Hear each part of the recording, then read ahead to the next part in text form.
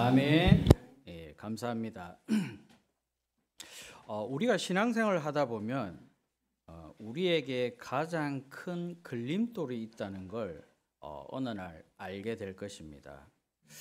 말씀을 보고 말씀을 듣고 성경을 보면 볼수록 무엇이 저에게 발견되냐면 하나님 떠난 나, 하나님 모르는 나, 하나님을 주인으로 인정하지 않는 나, 이게 나에게 각인 뿌리 체질되어 있다는 걸 발견할 수 있었습니다. 그래서 바울이 이렇게 얘기합니다. 내 속사람은 하나님의 법을 즐거워하되 내 지체 속에 있는 죄의 법이 나를 사로잡는도다. 분명히 나의 속사람은 하나님의 말씀을 즐거워하고 주인으로 모시고 있는데 내 지체 속에 있는 이 다른 법이 나를 주인 삼고 결국 사단 심부름하게끔 계속 만들어 간다는 겁니다. 우리에게 각인 뿌리 체질 중에 가장 나쁜 각인 뿌리 체질이 내가 주인 되는 겁니다. 이것만 바꿔버려도 어마어마한 변화가 올 줄 믿습니다.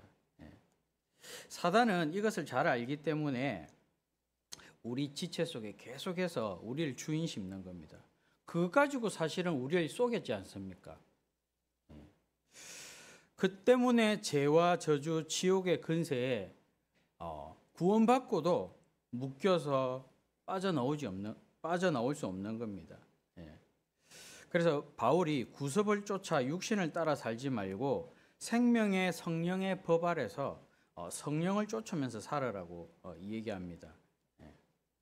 하나님은 우리가 자기 자신과 사단에게 속는 줄 알고 지금도 뭘로 역사하고 계십니까? 성령으로 함께 역사하고 있습니다.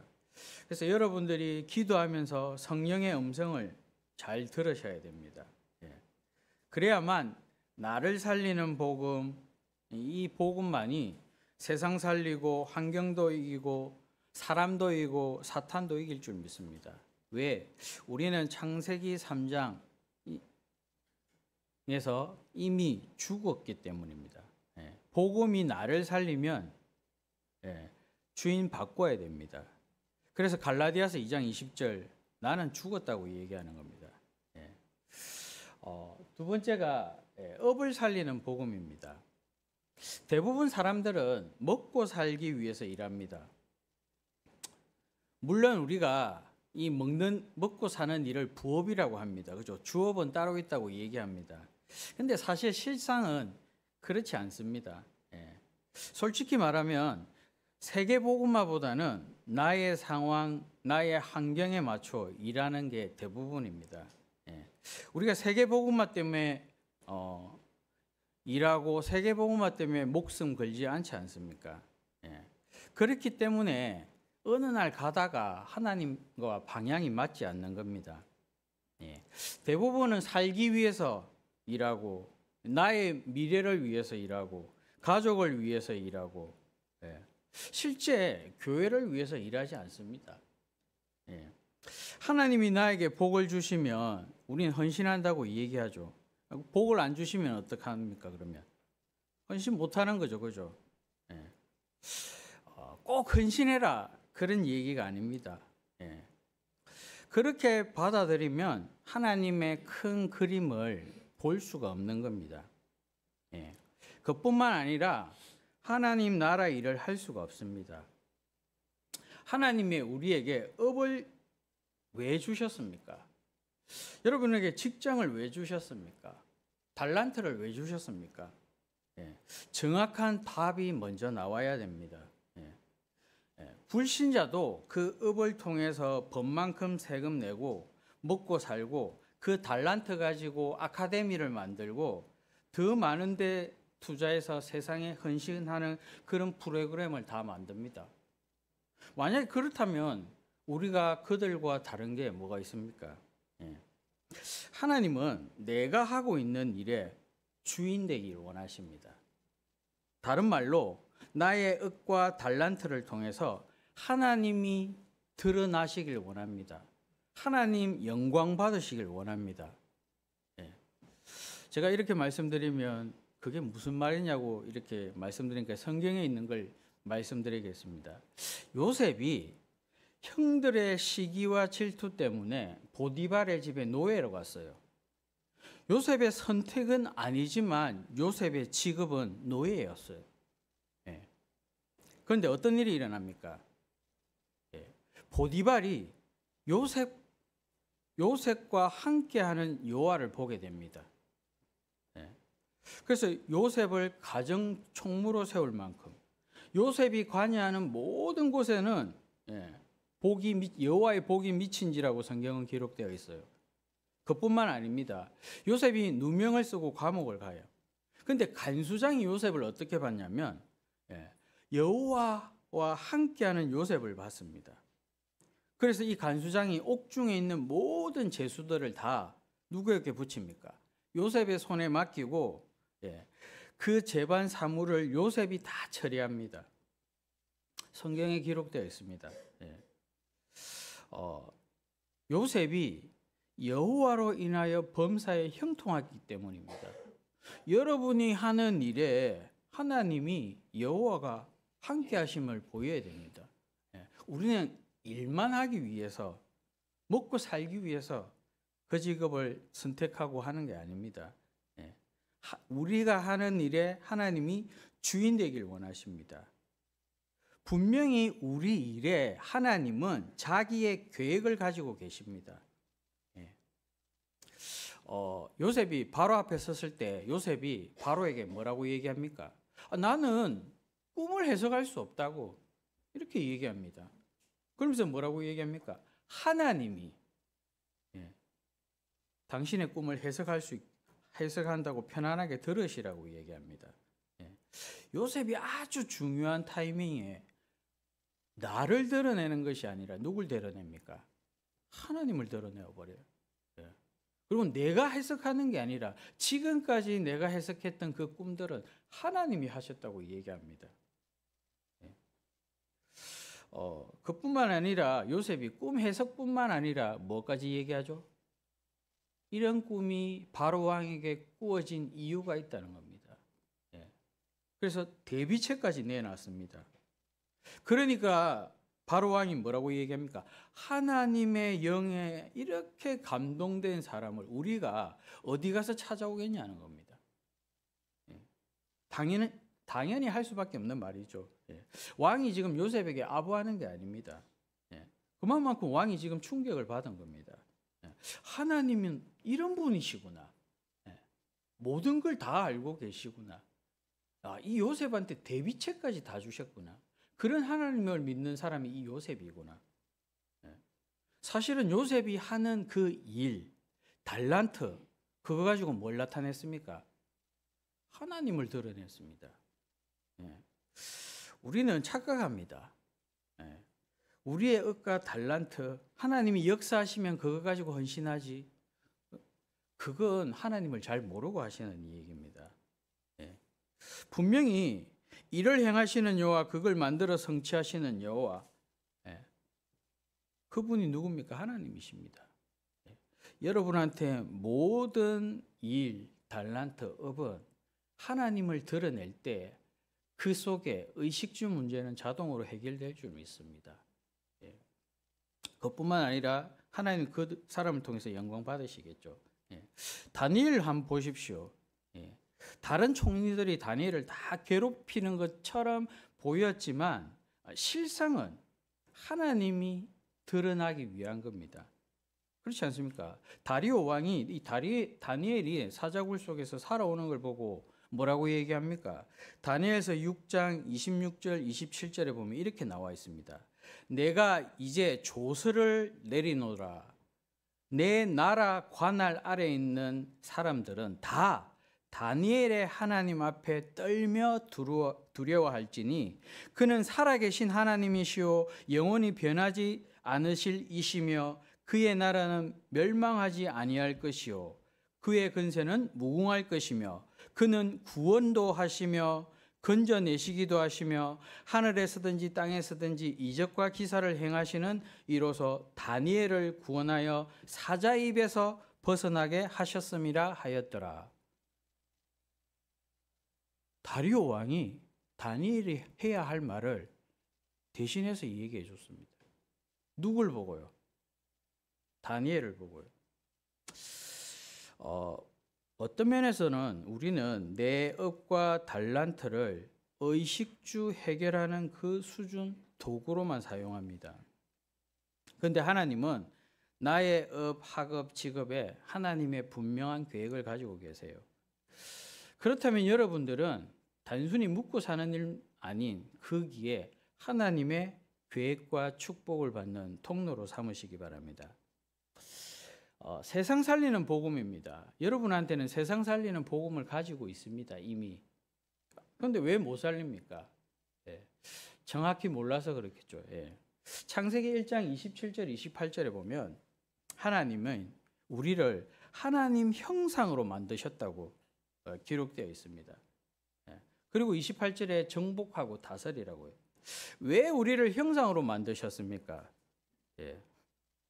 우리의 모습을 보고 다른 사람이 하나님을 형상을 보아야 된다는 겁니다. 하나님을 봐야 된다는 겁니다. 금방 다리오 왕이 누굴 봤습니까? 다니엘 통해서 하나님을 본 것입니다. 이처럼 내 옆에 있는 사람이 나를 보면서 하나님의 형상을 봐야 되는 겁니다. 그래야만 누가 드러나는 겁니까? 하나님이 드러나고, 하나님이 드러나셔야 다니엘이 어떤 축복을 누렸습니까? 정복하고 다스리는 축복을 누렸지 않습니까? 우리를 통해서 하나님이 드러나야 우리가 정복하고 다스릴 수 있는 축복이 우리에게 주어지는 겁니다. 그런데 대부분 이걸 잘못 오해하고 계시기 때문에, 잘못 알고 계시기 때문에 내가 하나님이다, 하나님이 자녀이기 때문에 무조건 다스려야 된다. 맞는 말이지만 하나님이 드러나지 않으면 그런 축복이 없습니다. 이 축복을 모르면 누가 장악하고 누가 정복하게 됩니까? 사단이겠죠. 그래서 우리가 하나님의 형상이 꼭 필요한 그 축복을 누려야 됩니다. 우리를 통해서만이 하나님 형상 드러나고 영광 받으시기 때문입니다. 그러면 혼자 있을 때는 필요 없냐? 하나님의 형상이. 내가 내 얼굴 보는 거 아니지 않습니까? 그죠? 그건 육신적으로 표현해서 그렇지만 영적으로 말입니다. 그죠? 혼자 있어도 우리는 하나님 형상이 필요합니다. 왜 하나님 형상이 필요할까요? 내 혼자 있으면 하는 게 있어요. 염려하고 근심하고 걱정하고 상처에 빠집니다. 그래서 혼자 있을 때 뭐 하라고 얘기합니까? 홀로 다락과 하나님과 함께 하라는 겁니다. 그럼 둘이 있을 때는요? 둘이 있을 때 잘하는 거 있지 않습니까? 불신앙, 원망, 다른 것 팀 사역하지 않습니까? 그래서 둘이 있을 때 팀 사역하라는 겁니다. 가정에서는요. 여러분, 가정에서 받은 교육이 평생을 갑니다. 그죠? 그래서 미션홈을 통해 오직 예수 그리스도의 제자 만들라고요. 그럼 회사에서는 뭐 하면 됩니까? 온통 흑암 경제입니다. 빛의 경제의 축복을 누리라고요. 그게 전문사역 하라는 겁니다. 그럼 우리가 사는 지역은 뭡니까? 6일 동안 흑암 가운데, 혼돈 가운데, 저주 가운데 살아가고 있어요. 그래서 여러분을 통하여 매일 교회의 축복을 현장에서 누리라는 겁니다. 그걸 보고 지교회라고 그럽니다. 여러분은 이미 세상 살리는 복음을 가지고 있어요. 안 할 뿐이지, 안 누릴 뿐이지.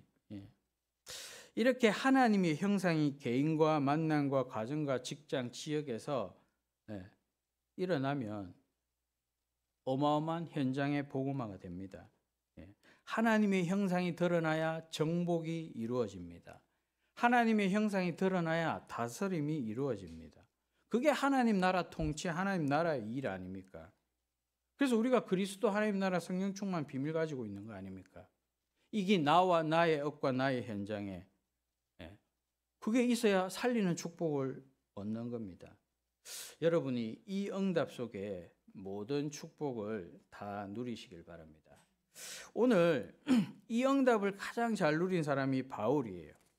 누구보다 잘 누린 사람들이 로마서 16장 일꾼들입니다. 바울이 로마서 16장 25절에 보면 이렇게 표현합니다. 나의 복음과 예수 그리스도를 전파함은, 이렇게 얘기합니다. 잘못 들으면 자기가 하나님인가? 자기가 복음을 만들었나? 이렇게도 생각할 수 있고 자신의 복음으로만 이렇게 들릴 수도 있습니다. 근데 바울이 그렇게 표현한 데는 이유가 있어요. 이 다메섹의 사건 때문입니다. 바울이 자기 자신을 이렇게 불렀습니다.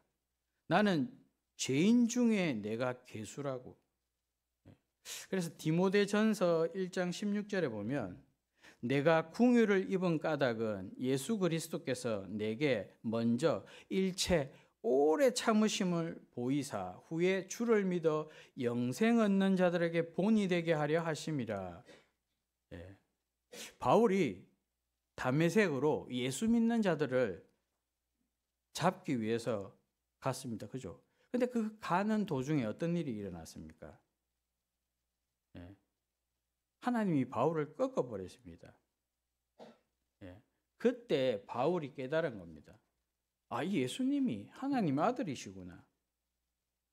이분이 십자가에 죽으시고 부활하신 분이구나. 십자가의 도를 깨달아버려요. 그리고 이방인과 임금들과 이스라엘 자손 앞에 바울을 택한 그릇으로 세워버려요.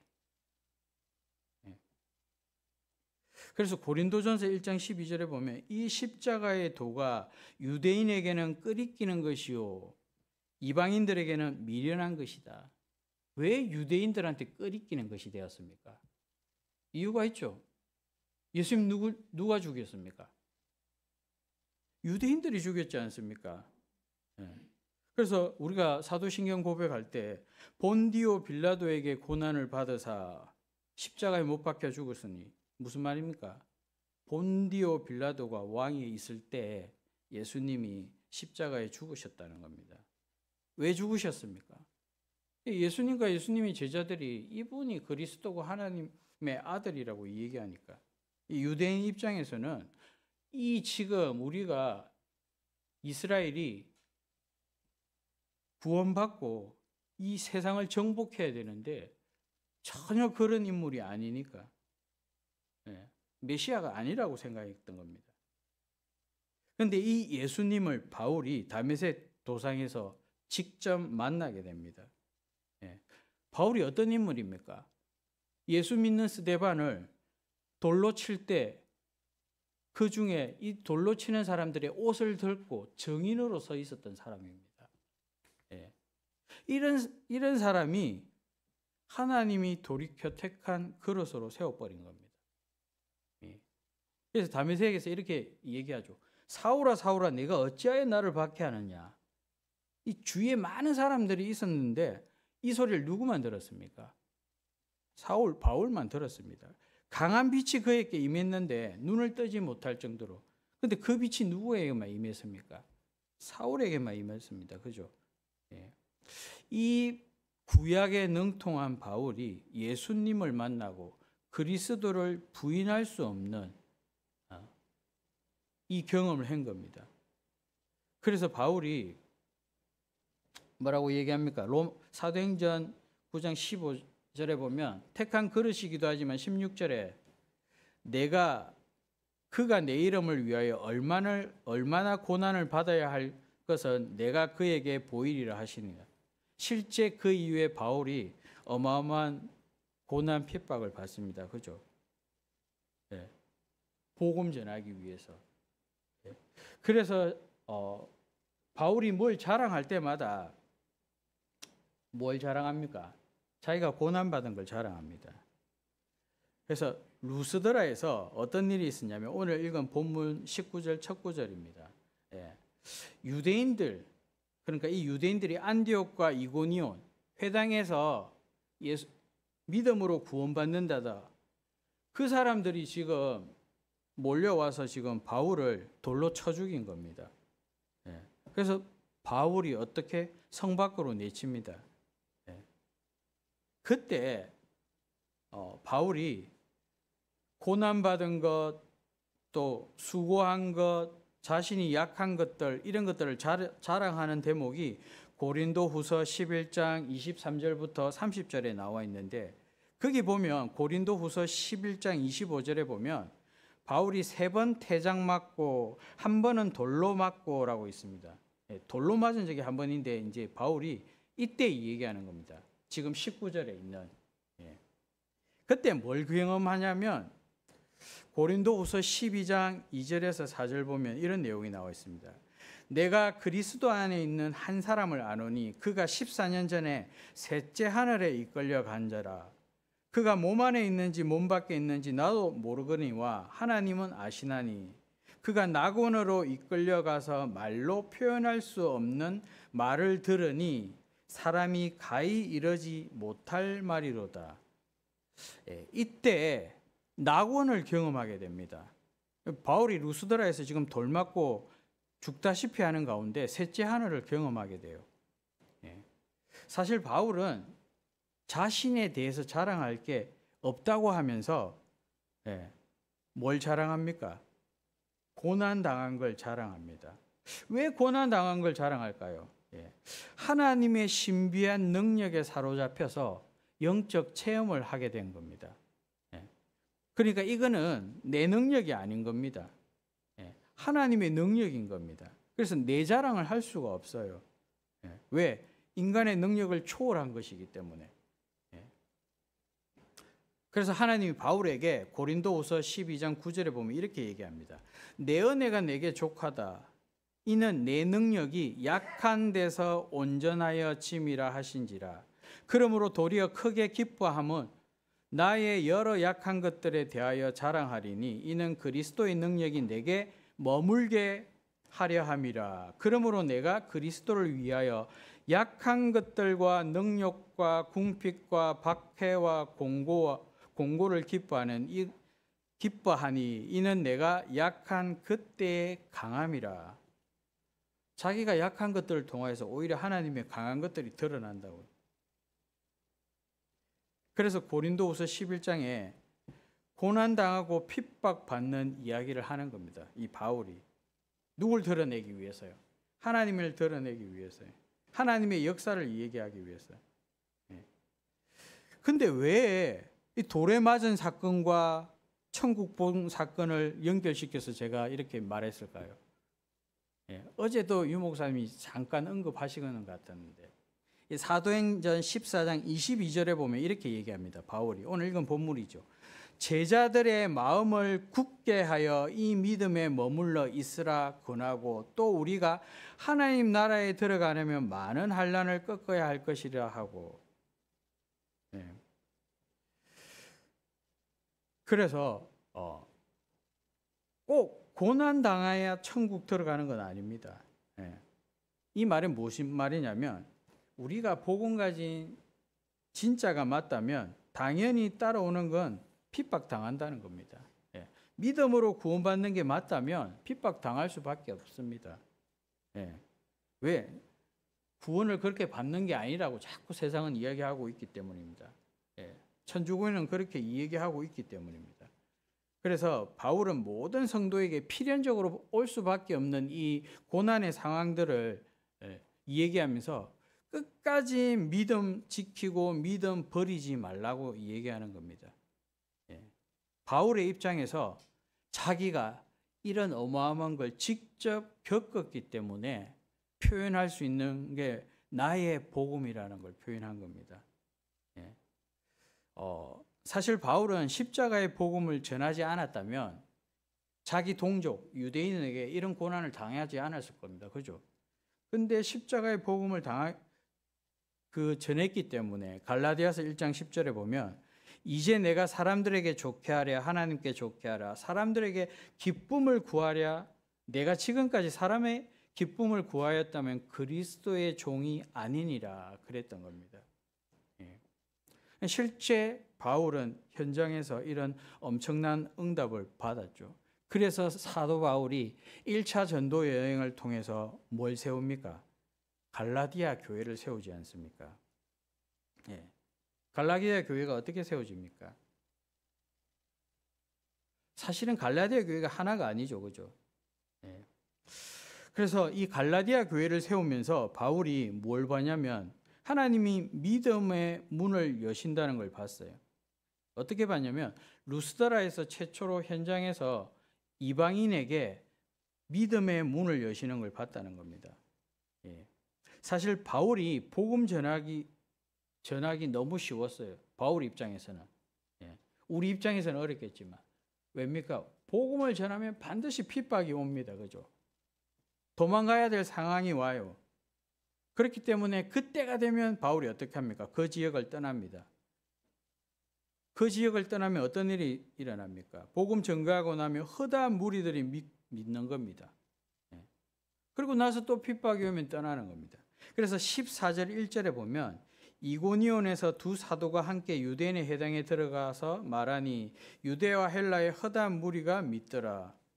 여기서도 안디옥처럼 마찬가지로 이런 무리가 일어난 겁니다. 그런데 2절에 보면 순종하지 않은 유대인들이 이방인들의 마음을 선동하게 하여 형제들에게 악감을 품게 하거든 이방인과 유대인과 그 관리들 두 사도를 모욕하며 돌로 치려고 달려드니 이때 바울과 바나바가 이걸 알고 어떻게 한다는 겁니까? 도망간다는 겁니다. 근데 지금 8절부터 10절 보면 누스드라에서 어떤 일이 일어나냐면 발을 쓰지 못하는 이 안전뱅이가 일어나는 사건이 있어요. 근데 이 사람이 바울이 복음을 전하는데 이 사람이 누구한테 집중한다는 겁니다. 바울한테 집중했다는 겁니다. 그래서 바울이 이 사람 보고 뭐라고 얘기합니까? 그 베드로가 성전 미문에 앉은 안전뱅이와 똑같이 베드로처럼 바울이 이 안전뱅이를 일으킵니다. 그런데 어떻게 이러냐면 복음 전할 때 이 사람이 믿음으로 바울을 집중하는 걸 보고 그에게 믿음이 있는 것을 보고 그래서 이 안전뱅이는 내가 저 바울이 전하는 복음을 믿으면 예수를 믿으면 내가 구원받고 일어날 수 있겠는 확신을 가졌다는 겁니다. 그래서 그 일을 실제 경험하고 하나님이 이방인에게 구원의 믿음을 주셨다는 걸 루스드라에서 확인하게 됩니다. 그런데 이 루스드라 지역은 회당이 없어요. 바울이 지난번에 설교했듯이 가장 중요한 현장을 찾아 들어갔다고 얘기했지 않습니까? 루스드라에는 유대교 회당이 없습니다. 그럼 바울이 지금 누구한테 어디에서 전도했다는 겁니까? 시장에서, 광장에서, 불신자 있는 거기에서 복음을 전거했다는 겁니다. 근데 그 안전뱅이가 바울한테 집중했다는 겁니다. 그때 바울이 그 안전뱅이 보고 믿음 있다는 걸 확인했다는 겁니다. 그 사건이 루스드라에서 일어났다는 겁니다. 그리고 이신칭이는 도망 다닌 이유가 복음 전했기 때문에 바울이 도망 다니는데 왜 바울을 계속 이렇게 죽이려고 했습니까? 믿음으로 구원받는다 그러니까요. 유대인 입장에서는 율법과 할례와 안식일 지켜야 구원받는다고 얘기하는데 바울은 믿으면 구원받는다고 주장하니까요. 아브라함의 조상이 믿음의 조상 아브라함이 무엇 때문에 구원받았습니까? 믿음으로 구원받았지 않습니까? 지난 시간에 얘기했지 않습니까? 할례 이전에 의롭다고 함을 받았다고 그랬지 않습니까? 할례는 구원받은 사람의 표징이라고 얘기했지 않습니까? 그죠? 세례가 구원의 조건이 아니라 이제 이 사람은 하나님께 구원받은 자라는 걸 만민에게 공포하는 거 아닙니까? 그래서 유대인들이 이 바울을 부담스러워했다는 겁니다. 복음 전하기만 하면 오직 의인은 믿음으로 말미암아 살리라. 믿음으로 구원받는다. 이신청의를 얘기하니까 싫어하는 겁니다. 예. 그래서 믿음의 조상 아브라함을 낳은 인물이 누굽니까? 이삭 아닙니까? 이 이삭이 언약의 후손입니다. 그죠? 예. 언약의 후손뿐만 아니라 부활 신앙으로 거듭난 걸 말씀으로 증거하고 있죠. 예. 그래서 이 여자의 후손 언약을 성취시킨 인물이기도 합니다. 예. 근데 그것들이 더 어디에서 일어났다고요? 믿음으로 말미암아. 예. 그래서 아브라함의 이 언약 안에는 엄청난 하나님의 계획과 섭리와 재창조의 비밀이 숨어 있는 겁니다. 이 구약의 비밀을 바울이 너무나 잘 알고 있는 겁니다. 그래서 유대인들은 오직 예수 그리스도로 말미암아 믿음으로 구원받는 것을 뭐 하고 싶어 하는 겁니까? 부정하고 싶어 하는 겁니다. 왜 부정하고 싶어 합니까? 자기의 특권이 사라지기 때문에. 예. 유대인만 선민이다. 이걸 누렸는데 그게 사라지기 때문에. 예. 자기가 지금까지 지켜왔던 할례와 율법, 안식일이 부정되는 느낌이기 때문에. 그래서 유대인이지만 예수를 믿지만 이걸 지켜야 된다고 얘기하는 겁니다. 네. 그래서 갈라디아서 1장 2절에 보면 갈라디아 여러 교회들이라고 되어 있습니다. 왜 갈라디아 여러 교회들이라고 되어 있습니까? 바울이 안디옥, 이고니온, 루스드라, 더베 여기에서 복음 전하고 핍박받으면 도망가고 복음 전하고 핍박받으면 도망가고 루스드라에서 돌 맞고 죽을 뻔하고 그래서 또 더베로 도망가고 그 더베에서 또 어떤 일이 벌어집니까? 많은 사람들이 예수 믿고 제자로 돌아오는 겁니다. 그러니 어떤 일이 일어납니까? 바울을 핍박할 수밖에 없는 겁니다. 그러나 보니까 이 이고니온, 안디옥, 루스드라, 더베가 전체로 갈라디아 지역인 겁니다. 그래서 갈라디아 교회라는 겁니다. 그래서 갈라디아 교회는 한 개가 아닙니다. 대표적으로 봤을 때 이렇게 네 개로 이렇게 나와 있죠.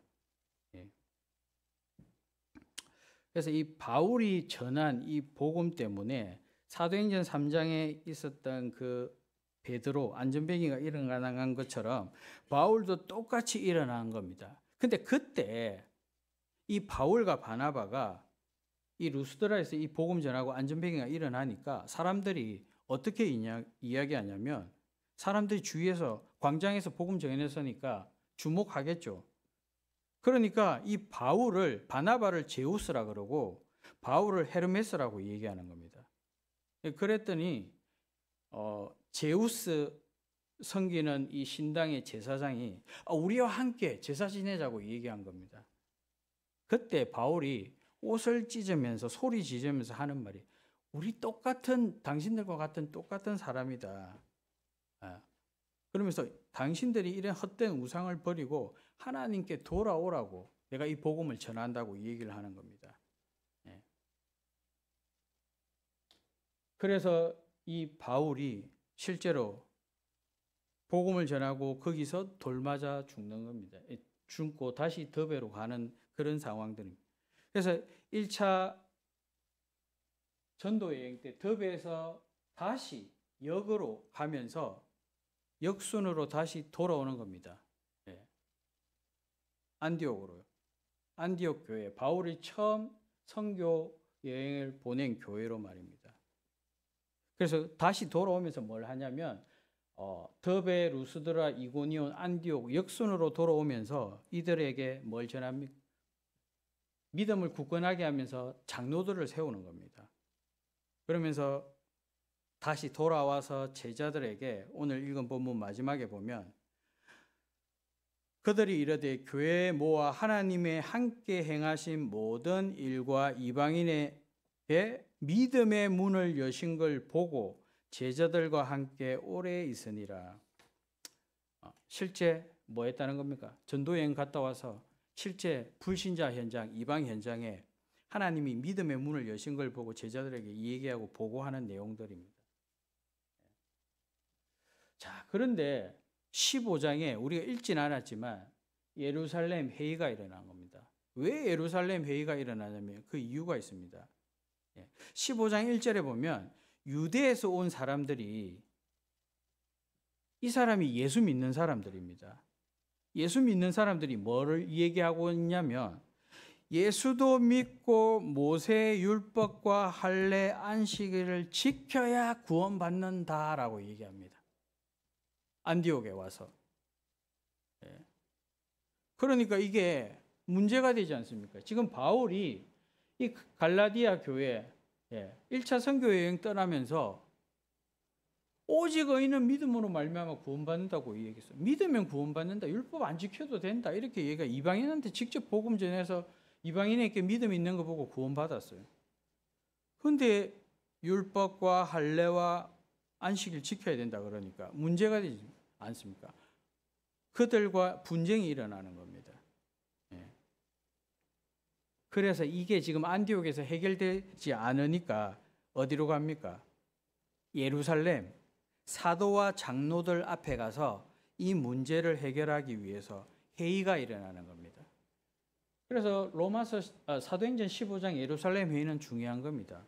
이 회의가 중요한 기점, 교회의 표준을 낳는 중요한 걸 구실을 하죠. 그때 네 사람이 토론합니다. 첫 번째 베드로가 뭐냐 얘기합니다. 베드로가 고넬료 집에 사도행전 10장이죠. 자기가 말씀 전하는데 그때 무슨 일이 일어났습니까?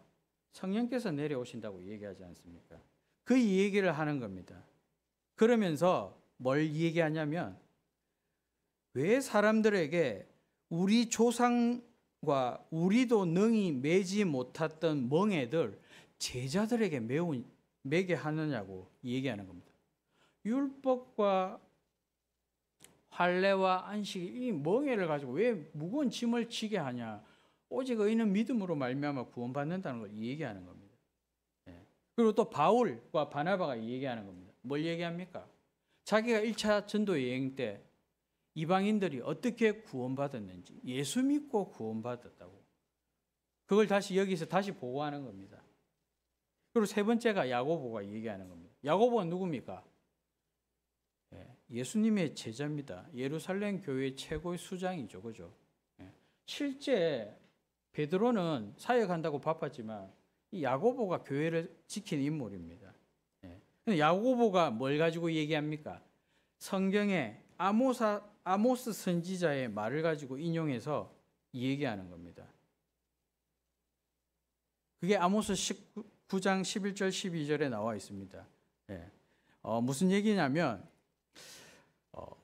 다윗의 무너진 장막을 다시 지으며 또 그 허물어진 것을 다시 지어 일으키리라. 요한복음 2장 19절에 보면 너희가 이 성전을 헐라 내가 사흘 동안 일으키겠다. 이 성전은 예수님 보고 얘기하는 거죠. 그래서 2장 21절에 보면 예수는 성전된 자기 육체를 가리킴이라. 그래서 다윗의 혈통으로 오신 이 예수 그리스도께서 죽으심과 부활하심으로 우리를 구원한다는 겁니다. 이렇게 딱 마무리를 해버리는 겁니다. 그래서 믿음으로 구원받는다고. 그래서 19절에 보면 15장 19절에 보면 그러므로 내 의견에는 이방인 중에서 하나님께로 돌아오는 자들을 괴롭게 하지 말라라고 적혀 있습니다. 누가 얘기하는 겁니까? 야고보가 얘기하는 겁니다. 율법 지켜서 구원받는 게 아니고 믿음으로 구원받는다라는 거 이 얘기하는 겁니다. 그러면서 20절에 이렇게 얘기합니다. 다만 우상에 들어온 것과 음행과 목매어 죽인 것과 피를 멀리하라고 편지하는 것이 옳으니 이는 예로부터 각 성에서 모세에 전하는 자가 있어 안식일마다 해당해서 그거를 읽음이라 하더라. 네 가지 규례를 얘기하는 겁니다. 쉽게 말해서. 이 규례는 구원받는 조건과 상관없습니다. 근데 뭐냐면 이방인과 유대인이 교제하는 데 꼭 필요하다는 겁니다. 그러기 위해서는 이걸 지켜라는 겁니다. 하지만 구원엔 조건이 되지 않는다는 겁니다. 그래서 교회는 믿음으로 세워집니다. 믿음으로 구원받고 이 규례는 구원의 조건에 들어가지 않으며 이 예루살렘 회의를 통해서 이 회의가 구원의 표준이 된 겁니다. 그래서 구원관이 흔들릴 필요는 절대 없는 겁니다. 이미 사도행전 15장에 아시고 이 중요한 걸 기록해 놓은 겁니다. 믿음으로 세워지는 게 교회입니다. 믿음으로 받는 게 구원입니다. 여러분이 이 구원의 축복을 누려야만 현장에 믿음으로 구원받을 자가 생기는 줄 믿습니다. 한 주간도 현장에 믿음으로 구원받는 자의 축복을 누리시기 바랍니다. 함께 기도하도록 하겠습니다. 살아계신 하나님 감사를 드립니다. 우리에게 주신 이 말씀이 우리 개인뿐만 아니라 현장에 성취되어질 수 있도록